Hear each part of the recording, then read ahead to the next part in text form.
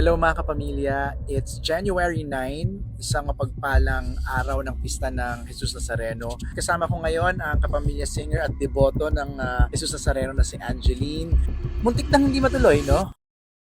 Hi mga ka-twinkle! Kamusta kayo everybody? So today ay January 8, 2026 guys. Happy New Year po sa lahat! At ngayon, alam niyo po ba na ngayong January 8 ay ang birthday ng Mama Bob at 83rd birthday niya kung sakali na nandito pa si Mama at kasama natin. And since masaya na ang Mama Bob, nandito po kami ngayon sa Columbarium para i-celebrate pa rin ang kanyang birthday. And yan yung kanilang vault. So nag-request po ako ng priest para i-bless din po yung urn nila Mama. So kasama ko po ang family ko. Alam nyo ba guys, sa totoo lang, sa mga hindi po nakakaalam, talagang ang Mama Bob ko ang nagturo sa akin kung paano maging deboto sa mahal na poong Nazareno. And tomorrow, January 9, feast day ng Black Nazarene. So happy fiesta po sa mga taga-Quiapo. Akala mo taga-Quiapo?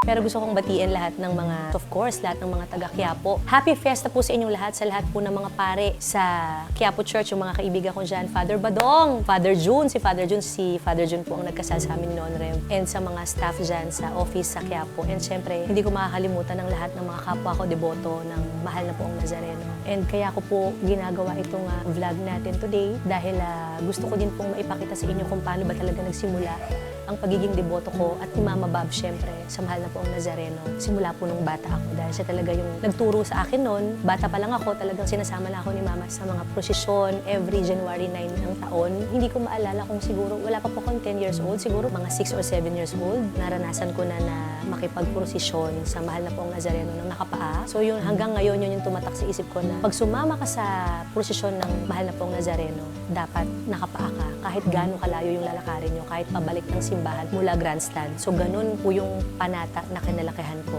Nakikita nyo naman po kahit sa telebisyon, di ba? Talagang libo-libo o daan-daang libong tao talaga yung pumupunta kapag January 9 sa Quiapo Church. Actually, from grandstand pa lang po, January 8 pa lang, talagang nag-uumpisa na po yung pahalik sa mahal na poong Nazareno. And alam ko na imbitahan po ako this year ulit na makakanta sa pahalik po sa grandstand sa mahal na poong. So parang mamayang madaling araw yun. And isasama ko kayong lahat doon guys hanggang sa mass na gagawin natin bago makabalik ang mahal na poong sa Quiapo Church. Sa ngayon talaga guys, iniisip ko kasi alam nyo naman na taon-taon talaga sumasampa po ako sa mahal na poong Nazareno. Pero since nagkaroon na po ako ng anak, nung mahirap na sumampa kung may tahikan.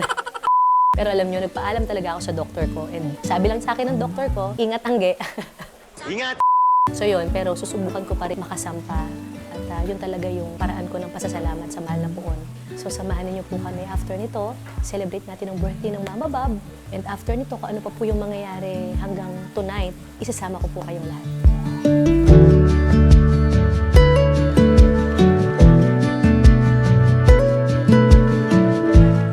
Twinkle, gusto ko ipakilala sa inyo ang classmate ni Mama Bob sa Chismisan. Si Ate Mercy. Anong latest natin dyan? Ayan na si Father, guys. Andiyan na si Father. Halika na, kuya. Andiyan na si Father. Ate.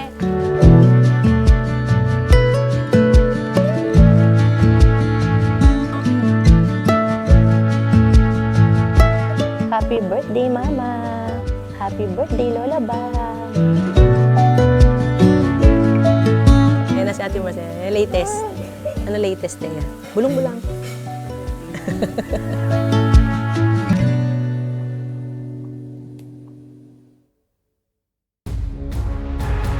Hindi pa rin malilimutan ni Angeline Quinto kung paano nabago ng buong Nazareno ang kanyang buhay. Ito rin po ng Nazareno ang singer na si Angeline Quinto. Patuloy ang pagkapit sa panata ng kapamilya singer na si Angeline Quinto sa Jesus Nazareno. Kahit may iniindang sakit,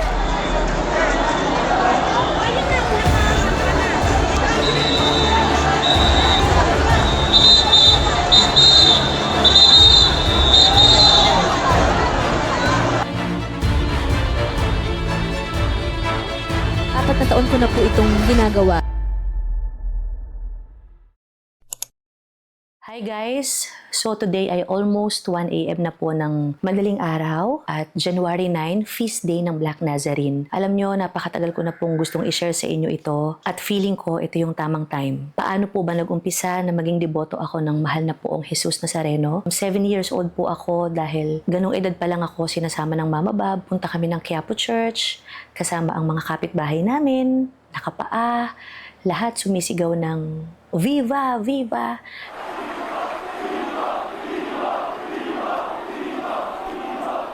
Noong panahon pong yon, hindi ko pa naiintindihan kung ano yung ginagawa namin doon. Basta ang alam ko, nakapaa kami, nag-aantay kami sa bangketa kasama yung mga kapitbahay namin. At pag dumadating ang andas ng mahal na poong Jesus Nazareno, lahat sumisigaw ng Viva Jesus Nazareno, may hawak kaming mga bimpo na puti. Lahat yan winawagayway nila. So hindi ko pa po naiintindihan yung mga nangyayari noon. Nakikita ko si Mama Bob, pag sumisigaw siya, kahit hindi niya sabihin sa akin, nakikita ko siya, lumuluha siya.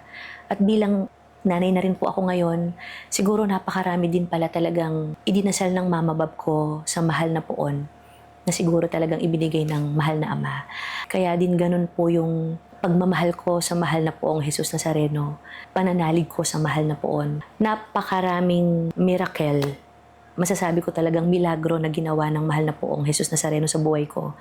Taong 2010 po, kasalukuyan po akong contestant nito sa Star Power. November 2010, kinailangan po ng Mama Bob na maoperahan sa puso para malagyan ng permanent pacemaker. At yung nangyaring yon sa hospital, kinausap ako ng doktor.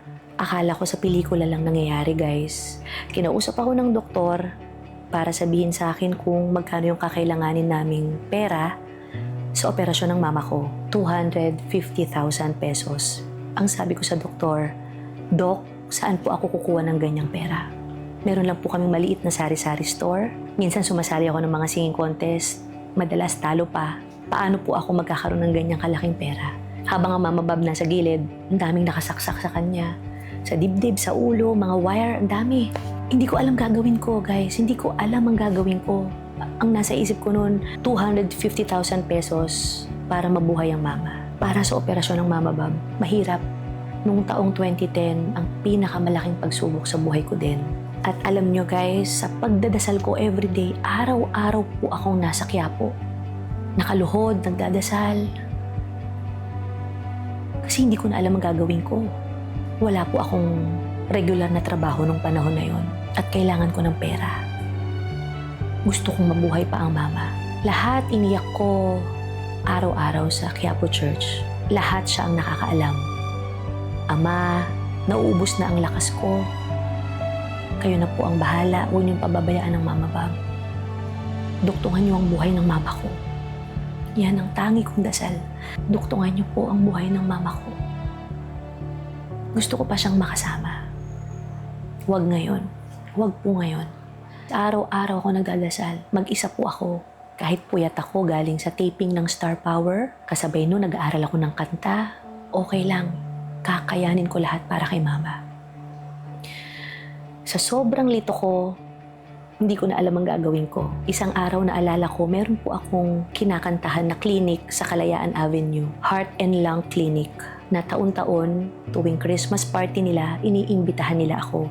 Mga doktor, mga nurse, mga nag-a-assist sa mga pasyente. Nandyan, mga naging kaibigan ko po lahat yan. Si Dr. Yulde, sumalangit nawa, ang naging cardiologist ng Mama Bob noon. Napakabuting tao. At si Dr. Yulde, yung lagi nagre-request, Angeline, kantay mo to. Angeline, kantay mo to. Sige po.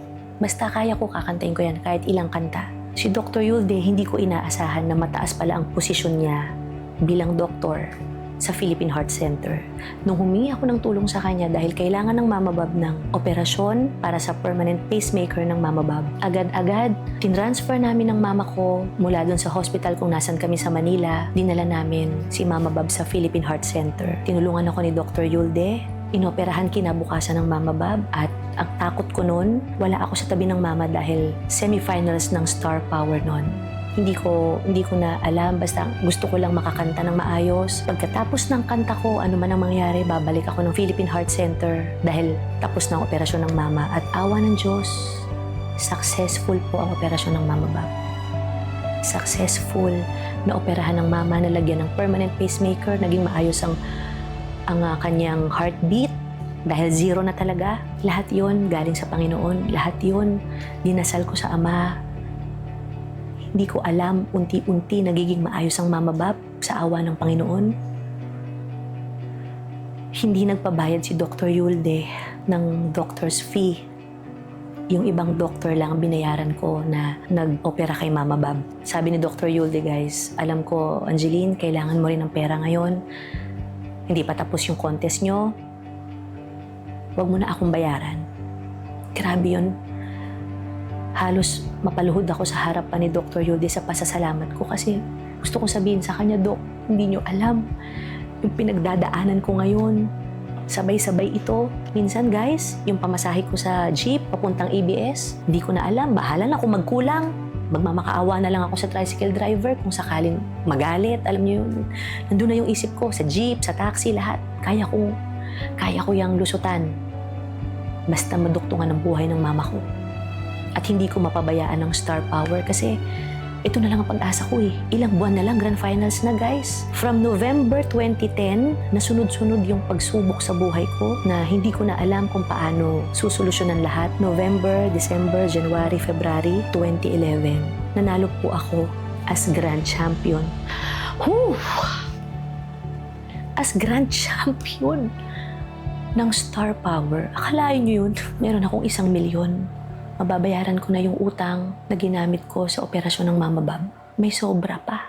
Ang bilis, Lord. Napakabilis naman. Ang mahal na ama, Diyos ko.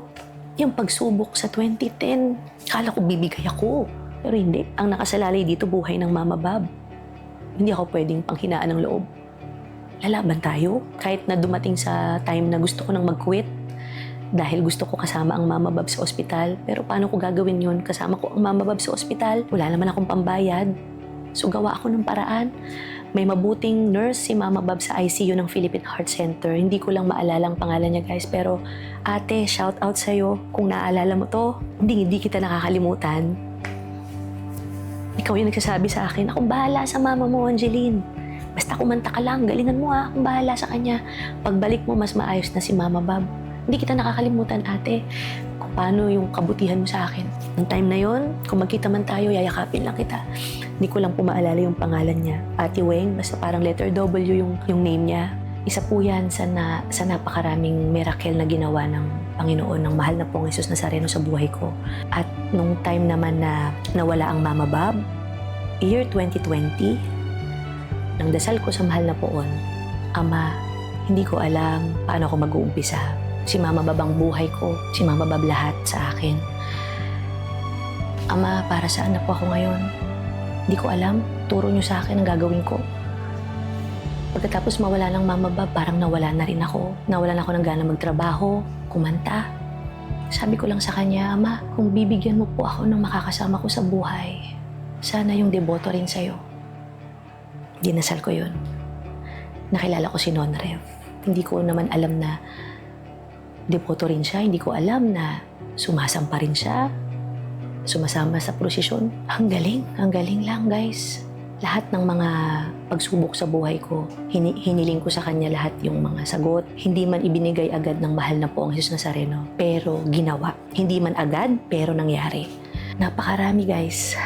Ngayon, meron na po kaming 2 anak ni Non Rev, si Silvio at Sylvia. Natutuwa ako na ganyan pa lang, 3 years old pa lang si Silvio. Kilala niya ang mahal na pong Jesus Nazareno. Kahit sa ang simbahan, Mama, Nazareno po. Mama, si Nazareno po. Kung paano ako minulat ng Mama Bab na maging mapagmahal sa mahal na poon, yung pananampalataya sa mahal na poong Jesus Nazareno. Gusto ko ganun din yung maipapasa ko sa mga anak ko. Siguro, kung gaano man kabigat yung pinagdadaanan nyo ngayon guys, nandiyan ang Panginoon. Lagi ko sinasabi, laging may awa ang Diyos. Kung feeling mo mag-isa ka, nahihirapan ka, feeling mo babagsak ka na, okay lang maramdaman mo yun, pero huwag kang susuko. Huwag kang susuko. Nakabantay ang Panginoon. Kasama mo ang Panginoon. Kayang-kaya mo yan. Maniwala ka lang. Hello mga kapamilya, it's January 9, isang mapagpalang araw ng pista ng Jesus Nazareno. Kasama ko ngayon ang kapamilya singer at deboto ng Jesus Nazareno na si Angeline. Hindi lang kami ni Angge ang nandito ngayon sa van. Please introduce. Ay, yes, of course, Kuya MJ, ang mga taon-taon kong kasama. Okay. Kasi kami, Kabataan niyo pa, no? halos kami, from Sampaloc, Kuya MJ, talagang ano kami, wala pa kaming 10 years old. Ayun na nga. Naalala ko, kinuwento niyo sa akin, nakikita kayo sa isang bangko. Malapit sa bangko kasi yun yung meeting place namin. Yun na nga, naalala ko. Hindi man kami nag-uusap, best, ng text messages, call, wala. Pero pagdating ng January 9 ng gabi, nandyan sila Muntik lahat. nang hindi matuloy, no? Muntik na, Kuya MJ, kasi nag-text ka sa akin, di ba? Itong mga nakaraan, talagang wala akong boses, Kuya MJ. Until now, medyo nahihirapan ako, pero hindi pwede. Right. Ayokong nasa bahay lang ako, tapos in-invite ako ng mga, syempre, Organizers. ng mga pari natin sa Quiapo Church.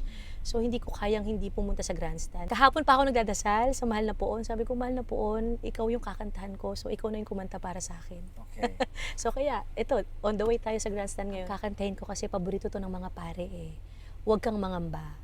Kasi every time na kinakanta ko to, lalo sa harap ng mga kapwa ko, deboto ng Mahal na Poong Jesus Nazareno, alam ko marami sa kanila yung maraming pinagdadaanan na sinasarili nila. Gusto ko lang sabihin kasi sa kanila, Kuya MJ, na kapag ang Mahal na Poong Jesus Nazareno ang kasama mo, hindi mo kailangang mangamba. Siya ang bahala sa lahat.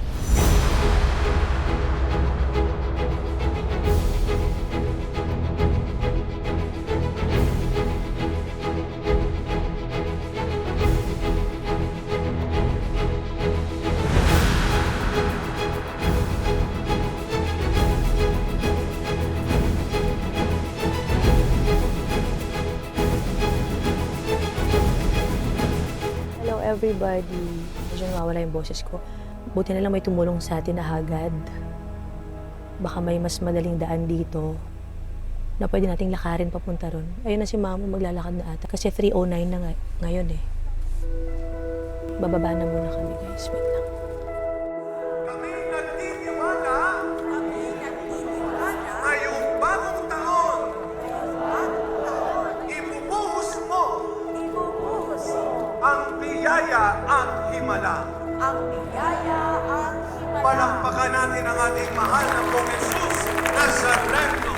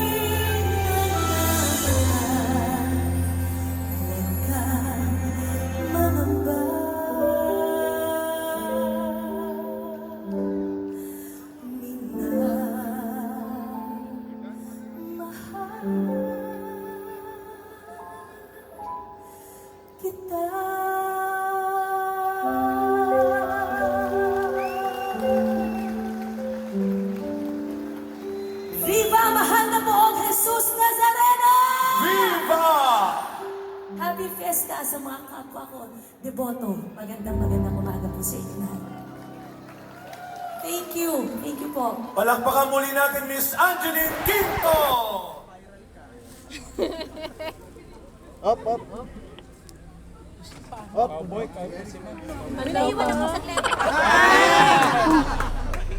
Guys, nakita niyo kung gaano karami yung mga deboto ngayon. Grabe. Hanggang ngayon, tumatayo yung balahibo kapag nakikita ko na ganito karami yung mga deboto ng Mahal na Poong Jesus Nazareno. Natatakot ako kanina na hindi ko maintindihan kasi nga akala ko hindi na tayo aabot para makakanta. Pero tingnan nyo naman, nagawa ng paraan. May mga tumulong na makadaan tayo sa tamang daan para makapunta rito. Nagpapasalamat lang ako guys, lalo sa mga kapulisan na tumulong sa atin dito sa grandstand. Nakita kami ni Father June kanina. Guys, Father June!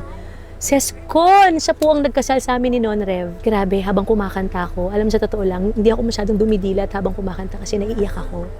Ay, iba yung pakiramdam talaga, guys. Iba talaga. Nasa stage ka, daan-daang libong tao yung mga nakikita mong namamanata. Grabe yung pagmamahal nila sa Mahal na Poon. At least, natapos natin ng maayos yung kanta. Alam ko, hindi 100% nasa kondisyon yung boses ko ngayon, pero narinig naman ng Mahal na Poon yung puso ko habang kumakanta. Sigurado ako dun. So yun, nakahawak tayo sa kanya ulit. Pasasalamat yun sa lahat. Wala akong ibang binubulong. Pasasalamat sa lahat guys. And nahirapan lang tayo umakyat dito, no? So guys, ayan, nakita nyo naman. Ito ang taon-taong ginagawa natin para sa Mahal na Poong Jesus Nazareno. Lahat yan, mga kapatid natin. So palabas na sila guys. Kailangan natin umalis. Kasi maharangan tayo dito sa dami ng tao. Salamat po. Sa lahat ng mga kaibigan kong pare sa Quiapo Church, thank you very much po. At sa mga staff, may regalo na naman sila sa akin. Mahal na Poong Jesus Nazareno na imahe. Salamat po. Thank you. Siyempre, kailangan natin pagandahin ang mahal na Poong Jesus Nazareno. Kaya nilagyan natin siya ng magagandang bulaklak. Happy Feast Day, Black Nazarene! Hello everybody! Time check tayo ngayon guys. 11:01 PM na. And after ng event namin sa Soler kanina, medyo nawawala-wala pa rin yung boses ko. And last mass po sa Quiapo Church ngayon ng 11. So, pinipilit nating mahabol guys. Sana maabutan pa natin yung misa. Gagawin talaga natin yun. Hindi pwedeng hindi tayo makakapunta sa Quiapo Church ngayong January 9 guys. So yun, may katext ako si Father Badong. Siya yung nag-update sa akin kung kumusta kasi medyo matatagalan pa talaga ang pagbalik ng mahal na Poon sa Quiapo Church kasi naputulan ng lubid, nasiraan ng gulong, so ilang beses pang nahinto at inayos po yung andas. Tingnan natin kung makakahabol tayo sa last mass ngayon sa Quiapo Church. Let's go!